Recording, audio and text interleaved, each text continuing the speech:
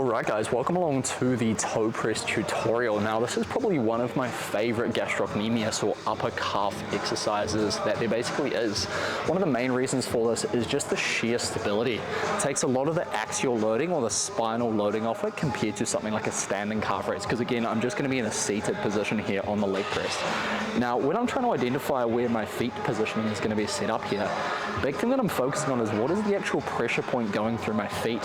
So one of the most important parts here is which part is going to be articulating what is actually making contact with the pad. So key thing that I'm trying to feel underneath my shoe here is my ball of foot making contact. If I'm up too high, I'm going to feel more of the arch of my foot, and that's not what we want, okay? We want to be able to basically allow this ankle to move and get into a deep stretch underneath the sled. And as I plant up, I'm squeezing my laces high, again with the pressure point being the toes and the balls of the feet.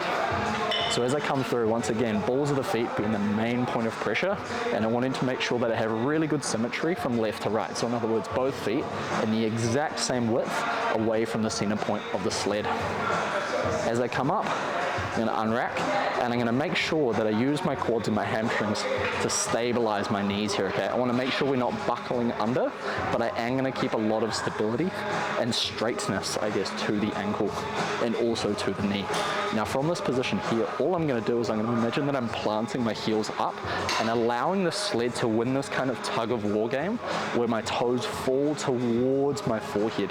In this position here, I really should be feeling a nice stretch through the back side of my knee and going right the way up into my Achilles tendon. I'm going to hang out on the stretch for a good few seconds, and the cue from this point as I drive into my contraction is I'm imagining I'm planting through the toes or pressing through the toes, hence the name toe press, and I'm going to squeeze my laces to the sky. Okay, now I'll give you guys a couple of demonstration reps here. We come down, we always hold the stretch.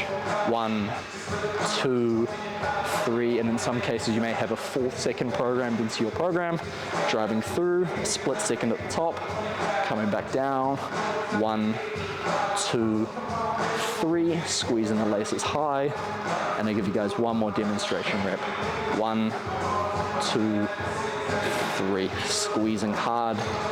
And in often cases, many times that I program this, I'll overload a stretch after this. So I may say something along the lines of 10 to 20 second loaded stretch after your final rep. So this is where we're just going to hang out in that stretch, and we're going to accrue a bunch of metabolite accumulation, kind of like almost this sort of burning lactic acid, sort of pyruvate type feeling, okay? So you're going to be holding here, holding here, holding here, until basically you get to somewhere around a 9 or a 10 out of 10 pain, and then you can re-rack it there, okay? So again, key important points, probably the main one is where is my foot going to be positioned on the platform. It should be the ball of the foot. Second thing is, am I overloading that stretch? Am I bending the knee? I don't want that bent knee, right? I want to keep that straight knee position to bias the upper gastrocnemius. From there, and I'm in that stretch, how can I plant through that ankle and try and get the laces up to the sky? That's going to really overload that contraction, and that is the toe press tutorial.